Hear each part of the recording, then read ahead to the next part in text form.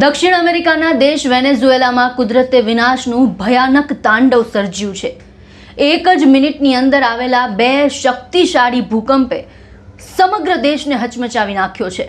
હજારો પરિવારો આજે ભય અને અનિશ્ચિતતાની વચ્ચે જીવન પસાર કરી રહ્યા છે। બુધવારે સાંજે વેનેઝુએલામાં પહેલા 7.2 અને ત્યારબાદ માત્ર થોડી જ સેકન્ડમાં 7.5ની તીવ્રતાનો ભૂકંપ આવ્યો। આંચકા એટલા પ્રચંડ હતા કે લોકો પોતાના ઘરમાંથી જીવ બચાવવા માટે રસ્તા પર દોડી આવ્યા। દુઃખદ વાત એ છે કે આ ભૂકંપ એવા દિવસે આવ્યો જ્યારે આખો દેશ રાષ્ટ્રીય રજાની ઉજવણી કરી રહ્યો હતો। સ્કૂલ, ઓફિસ અને સરકારી સંસ્થાઓ બંધ હતી અને મોટાભાગના લોકો પોતાના પરિવાર સાથે ઘરમાં હતા, પરંતુ પળવારમાં ખુશીનો માહોલ ચીસો અને અફરાતફરીમાં બદલાઈ ગયો। ભૂકંપનું કેન્દ્ર રાજધાની કરાકસથી લગભગ 290 કિલોમીટર દૂર હતું, પરંતુ તેની અસર રાજધાની સહિત અનેક શહેરોમાં જોવા મળી।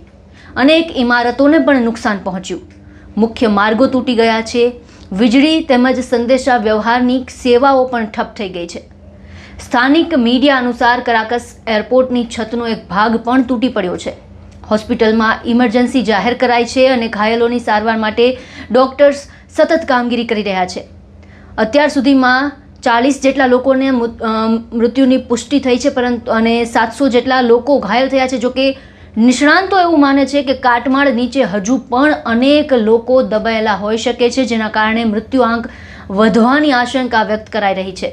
અમેરિકી જિયોલોજિકલ સર્વે એટલે કે USGS દ્વારા જાહેર કરાયેલા અંદાજ મુજબ આ ભૂકંપથી હજારો લોકોના મોત થઈ શકે તેવી ગંભીર શક્યતા વ્યક્ત કરવામાં આવી છે। આંકડાઓ મુજબ તો 10,000થી પણ વધુ લોકોના મૃત્યુની આશંકા નકારી શકાય તેમ નથી। ભૂકંપ બાદ અત્યાર સુધીમાં 20થી વધુ આફ્ટર શોક નોંધાયા છે, જેના કારણે લોકો હજુ પણ ડરના માહોલમાં જીવી રહ્યા છે। ઘણા પરિવારો આખી રાત ખુલ્લા મેદાનમાં અને રસ્તાઓ પર વિતાવવા મજબૂર બન્યા। સ્થાનિક વહીવટી તંત્ર, ફાયર બ્રિગેડ અને બચાવ દળની ટીમ યુદ્ધના ધોરણે અત્યારે કામ કરી રહી છે। કાટમાળ નીચે ફસાયેલા લોકોને બહાર કાઢવા માટે સતત સર્ચ ઓપરેશન ચાલી રહ્યું છે। વેનેઝુએલાના કાર્યકારી રાષ્ટ્રપતિ ડેલ્સી રોડ્રિગ્સે સમગ્ર દેશમાં રાષ્ટ્રીય કટોકટીની જાહેરાત કરી છે। સરકાર અને રાહત એજન્સીઓ અસરગ્રસ્ત વિસ્તારોમાં મદદ પહોંચાડવા માટે સતત પ્રયત્ન કરી રહ્યા છે। આ ભયાનક કુદરતી આપત્તિ વચ્ચે ભારતના વડાપ્રધાન નરેન્દ્ર મોદીએ ઊંડા દુઃખની લાગણી વ્યક્ત કરી છે।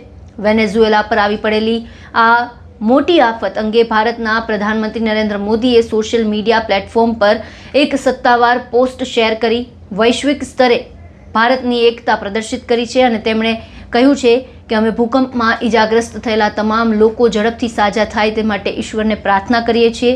આ અત્યંત કઠિન અને પડકારજનક સમયમાં ભારત પ્રભાવિત લોકોની સાથે મજબૂતાઈથી ઊભું છે। વેનેઝુએલાને આ સંકટમાંથી બહાર લાવવા અને રાહત કાર્યો માટે ભારત દરેક પ્રકારની લોજિસ્ટિકલ અને તબીબી સહાય પૂરી પાડવા સંપૂર્ણપણે તૈયાર છે। એક મિનિટની અંદર આવેલા બે શક્તિશાળી ભૂકંપોએ હજારો પરિવારોના સપનાઓને કાટમાળમાં ફેરવી દીધા। આજે સમગ્ર દુનિયા વેનેઝુએલાના લોકો માટે પ્રાર્થના કરી રહી છે। આશા રાખીએ કે બચાવ કામગીરી ઝડપથી પૂર્ણ થાય અને વધુમાં વધુ લોકો સુરક્ષિત રીતે બહાર આવી શકે। આ સમગ્ર મુદ્દે આપના વિચાર અમને કોમેન્ટ બોક્સમાં જણાવો અને તમામ ન્યૂઝ અપડેટ માટે અમારી સાથે જોડાયેલા રહો।